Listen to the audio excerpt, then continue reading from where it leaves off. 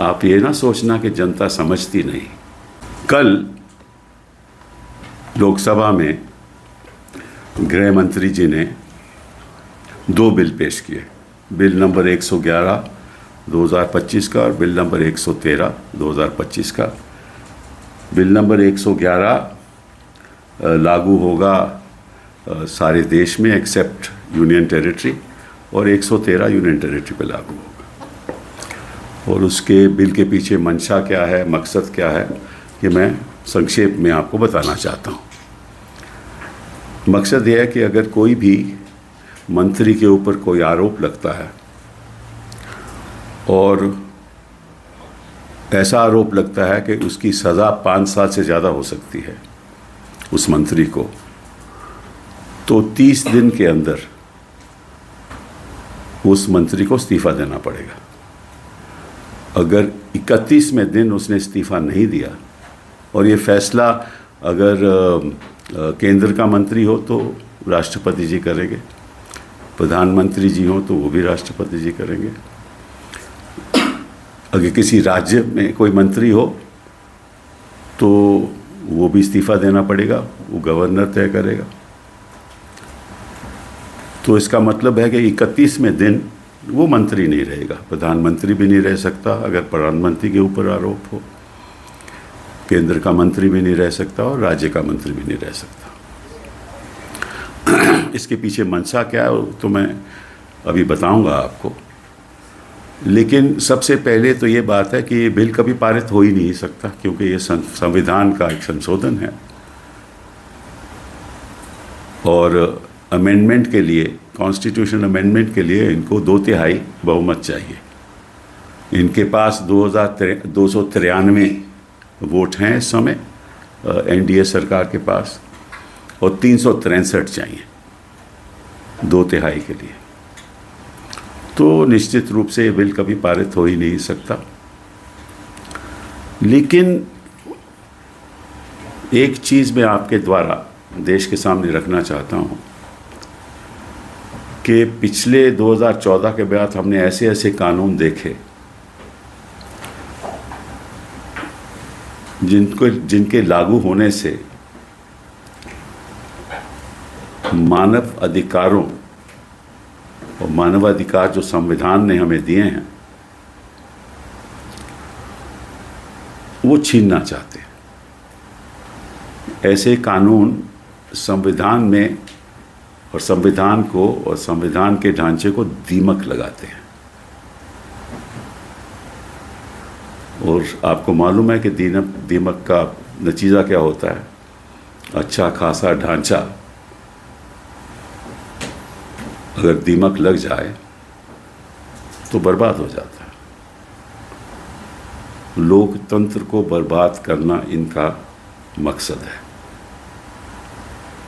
हम ये देखा जिस तरह से बिहार में एसआईआर को लागू इन्होंने किया, और जिस तरह से वोटर लिस्ट बन रही है, जिस तरह से लाखों के नाम कटे जा रहे हैं, जिस तरह से कोई एडिशन नहीं हो रही, जिस तरह से बीएलओ काम कर रहे हैं, जिस तरह से इन्यूमरेशन फॉर्म भरे जा रहे हैं बिना कोई दस्तावेज के और अपलोड किए जा रहे हैं, और बीएलओ कह रहे हैं कि बीडीओ के आदेश हैं, वो भी वोटर लिस्ट में दीमक लगाना है। अगर वो ही तो ढांचा है जिसके आधार पे लोकतंत्र चलता है,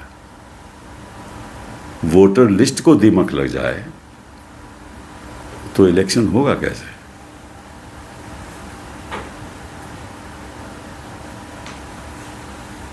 तो इनकी मंशा क्या है? आपको मालूम है कि भाई जैसे ही कोई एफआईआर होती है तो मंत्री के खिलाफ होती है तो तुरंत या तो सीबीआई उसको गिरफ्तार कर देती है, और सीबीआई अगर न भी गिरफ्तार करे तो उसी बीच ईडी पीएमएल के अंतर्गत उसको गिरफ्तार कर देती है। और अगर जो नया कानून है हमारा, उसके द्वारा अगर किसी आरोपी को हिरासत में लिया जाए तो आपको मालूम है कि कई महीने, सालों साल लग जाते हैं बेल लेने में। केजरीवाल जी उदाहरण हैं, जैन साहब उदाहरण हैं, मनीष सिसोदिया उदाहरण हैं, हेमंत सोरेन उदाहरण हैं, कई ऐसे उदाहरण मैं आपको दे सकता हूँ। तो मैं आपसे और गृह मंत्री जी से पूछना चाहता हूँ आपके द्वारा कि गृह मंत्री जी, कोई आपका केंद्र के मंत्री के खिलाफ कभी कोई एफआईआर हुई? और जिस प्रदेश में आप सरकारें चला रहे हो उनके किसी मंत्री के खिलाफ एफआईआर हुई? तो आपकी मन की सोच है वो तो जाहिर है। आप ये ना सोचना कि जनता समझती नहीं। कुछ लोगों को गलत फहमियाँ होती हैं कि वो सत्ता में रहेंगे और रहते और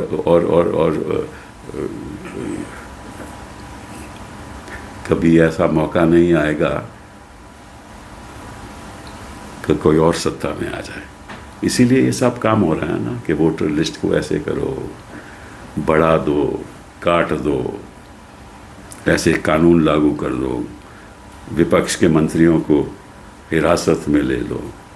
और अब तो नए कानून के अंदर, पहले तो था क्रिमिनल प्रोसीजर कोड में कि 15 दिन के अंदर आपको जो भी करना है करिए, इन्वेस्टिगेशन कीजिए और उसके बाद उसको जुडिशियल कस्टडी में लिया जाता था आरोपी को। अब तो इस कानून के अंतर्गत जो 15 दिन है ना, वो किसी 90 दिन तक या 60 दिन तक आप उसको हिरासत में ले सकते हो। मतलब कि 2 दिन, अब 4 दिन, बाद में 15 दिन, ऐसे एक्सपैंड हो जाते हैं। तो आपका तो मन यही है ना कि जहाँ चुने हुए मुख्यमंत्री हों उनको निकाल दो। हालांकि आप कर नहीं सकते क्योंकि आपके पास बहुमत नहीं है। और आप कोशिश कर रहे हो कि जो मामला बिहार में हो रहा है, जिस तरह से जो जनता अपना रोष दिखा रही है और जिस तरह से राहुल और तेजस्वी की मीटिंग्स में जनता सुनना चाहती है कि क्या हो रहा है, तो उसको भी आप डाइवर्ट करना चाहते हो कि किसी तरीके से आपको मालूम है कि कानून कभी लागू हो ही नहीं सकता, फिर भी लाना है। तो मैं तो आपसे आग्रह करूँगा कि संविधान हम सबके लिए है, आपके लिए भी है, हमारे लिए भी है। अब ऐसा मत करो कि हमने सैकड़ों साल लड़ाई करके अपनी देश की जनता को संविधान दिया, उस पे ऐसे आप दिमाग नहीं लगाओ।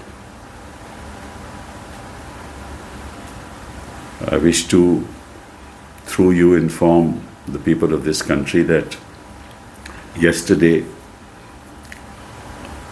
Bill 111 of 2025 and Bill 113 of 2025 were introduced in Parliament by the Home Minister. The Bill 111 related to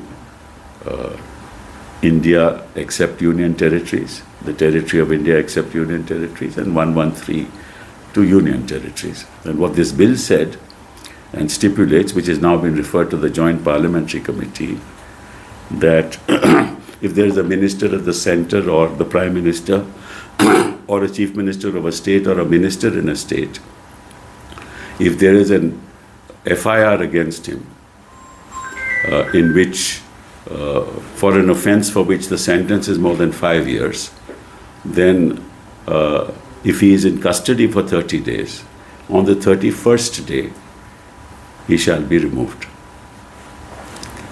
by the President, and if he does not resign, by the President or the Governor, as the case may be. So it seems that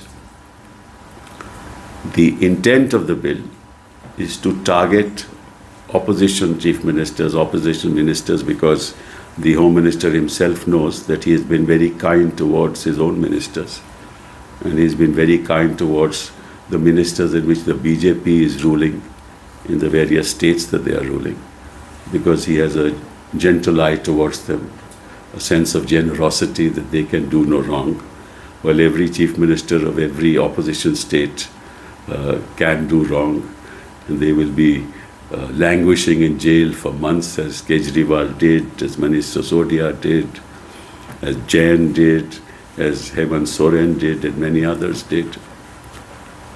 So मतलब कि 30 दिन आप हिरासत में रहोगे कि 31 दिन में आपको इस्तीफा देना पड़ेगा. You will have to resign on the 31st day, and if you don't, you will be thrown out.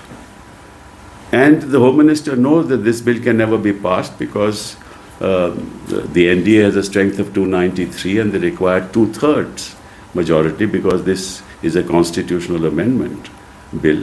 It requires 2/3 majority, which is 363. So they know that they can't pass this bill. But they are destroying the very fundamental premises of our constitution. Why do they want to do something like this? Because you know that a person is innocent till he is proved guilty. And this is not even when a charge is framed.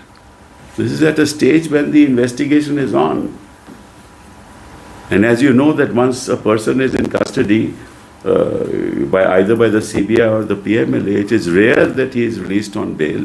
It takes years. So if you through these processes, and otherwise you let them come to power through manipulation of the voters list. In a way, the very fundamentals of democracy are being attacked. So the termites that the Home Minister talked about, I want to tell him these are the kind of laws, right, which act like termites in the Constitution of India, the fundamentals of our democracy, right?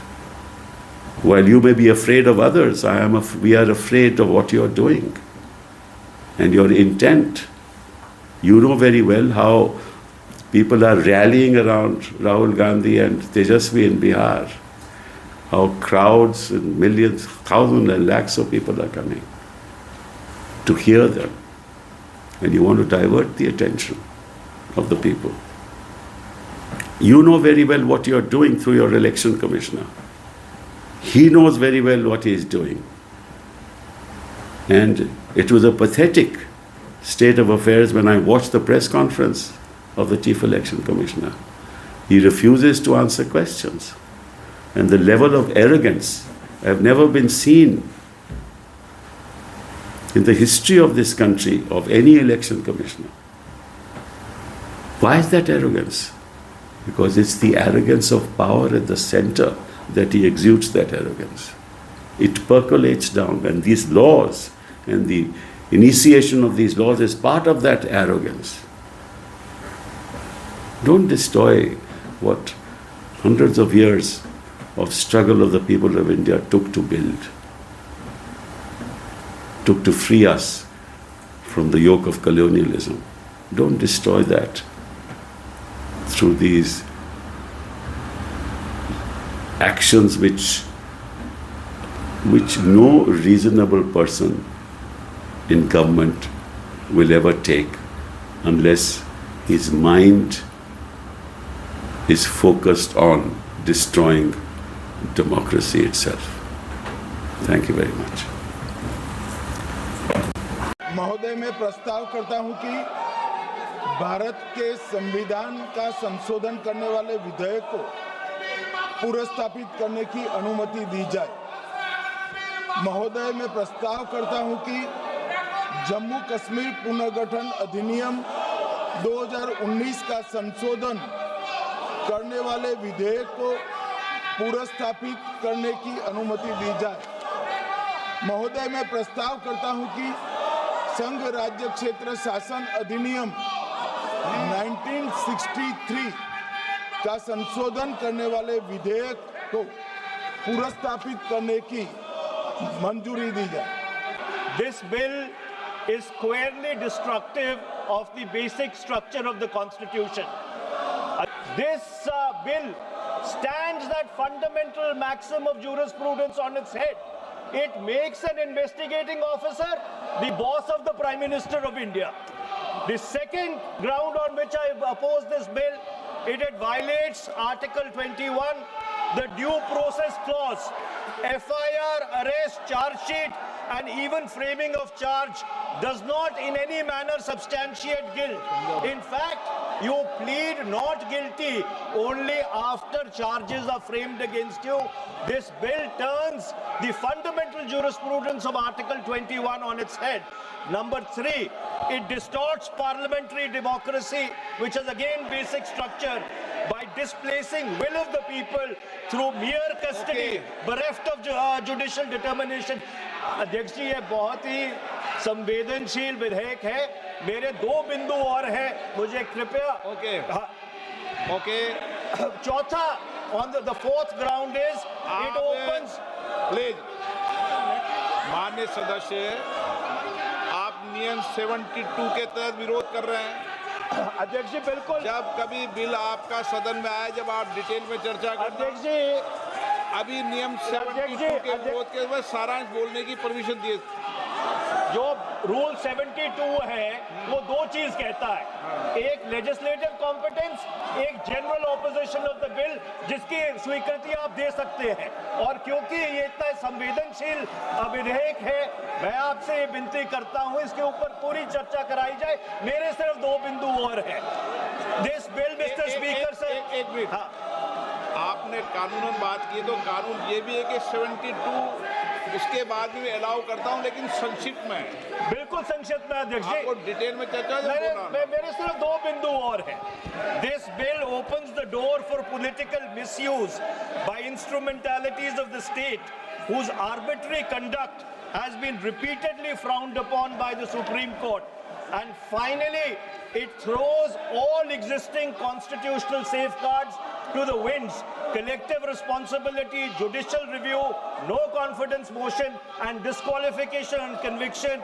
And this makes this amendment excessive, unnecessary, and unconstitutional. इसलिए मैं इन तीनों विधेयकों का पुरजोर विरोध करता हूं और गृह मंत्री से मैं ये आग्रह करना चाहता हूं कि ये तीनों विधेयकों को वापस लिया जाए. Shri N.K. Premachandran. Speaker sir, I strongly oppose the bill, 130th Constitutional Amendment Bill, as well as the other 2 bills I strongly oppose on 4 grounds. So the first ground is the bills are to be introduced according to the rules and procedure of the House. The bill is not circulated among the members. Yesterday after 1 o'clock we have received the copy of the bill, and I would like to know from the Honourable Minister, what is the undue haste and urgency in bringing such a constitutional amendment bill? What is the emergent need of having such a bill?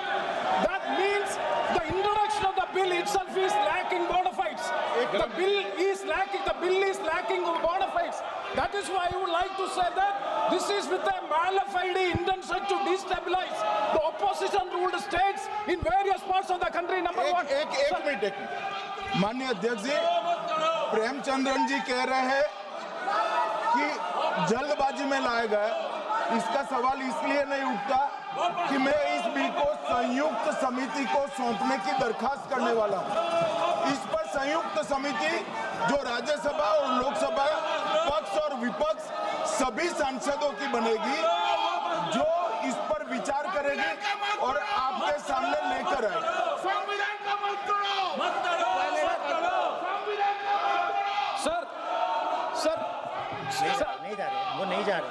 Sir, I do agree with the Honourable Minister, but at the same time, the members are having the right to oppose the bill at the time of introduction. This is the legitimate constitutional right of each and every member to oppose the bill at the time of introduction of the bill. That is being contained in the program, which I am trying to say. And the second one is that is disqualified. Shri Venugopal.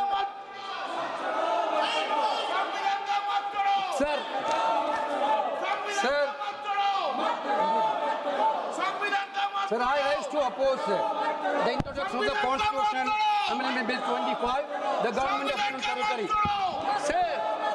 Sir, this bill is to sabotage the federal system of this country. This bill is to sabotage the basic principle of the constitution of this country. Sir, BJP people are telling this bill is to bring morality in politics. Can I ask a question to the Honorable Home Minister? When he was the Home Minister of Gujarat, he had been arrested, sir. Whether he took the morality of that point of time, ये विषय नहीं है माननीय सदस्य। morality of that point of time. गृह मंत्री जी, अब मुझे सुनो जरा, मुझे सुनो गृह मंत्री जी, मुझे सुनो ना, पहले बैठ जाओ। प्लीज। हाँ, गृह मंत्री जी। माननीय अध्यक्ष जी, मैं रिकॉर्ड क्लियर करना चाहता हूं। मुझ पर झूठे आरोप लगाए तब अरेस्ट होने के पहले मैंने नैतिकता के मूल्यों का हवाला देकर इस्तीफा भी दिया और जब तक मैं कोर्ट से निर्देश नहीं हुआ कोई संविधान पद मैंने स्वीकार नहीं किया। ये क्या सिखाते हैं नैतिकता में?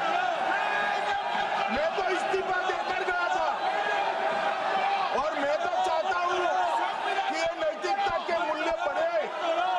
हम ऐसे निर्लज्ज नहीं हो सकते कि हम पर आरोप लगे और हम संवैधानिक पद पर रहें। अरेस्ट के पहले मैंने इस्तीफा दिया है। माननीय सदस्य, आप बिल पर बोलिए। आप 72 के नियम के तहत बोलिए। Sir, this name से आपका डायरेक्शन है। 19 आप 72 नियम के तहत बोलिए। सर माइक नहीं है सर। नियम के तहत बोला आप 72। सर दिस आपका डायरेक्शन है 19A 19B। हाँ है। साफ्तार ऑन कॉल भी है। हाँ। Very clearly telling हाँ। at least 1 week notice is needed for introduction of bill. Sir, I am telling that this bill is to target the opposition ruling government. This bill is to threaten the people like Nitish Kumar and Chandrababu Naidu. This bill is to blackmail everybody. Sir, my point one. आप माननीय सदस्य, आप 9 चलिए। धर्मेंद्र प्रधान जी बोलना चाहते हैं। प्रधान नहीं यादव। आपके मेंबरों को बिठाओ।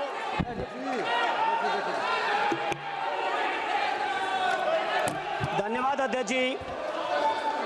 मैं ये जो तीनों के तीनों विधेयक आए हैं, संविधान का 130वां संशोधन विधेयक 2025, 1 मिनट, संघ राज्य विधेयक, देश देख रहा है आपको। संघ राज्य शासन विधेयक नैतिकता के बिल का 2025, विरोध कर रहे हो। जम्मू ये देश कश्मीर देख रहा है। पुनर्गठन विधेयक 2025, इन तीनों का माननीय अध्यक्ष जी अपनी पार्टी, अपने नेतागण अखिलेश जी की ओर से पुरजोर विरोध करता हूं। और विरोध इसलिए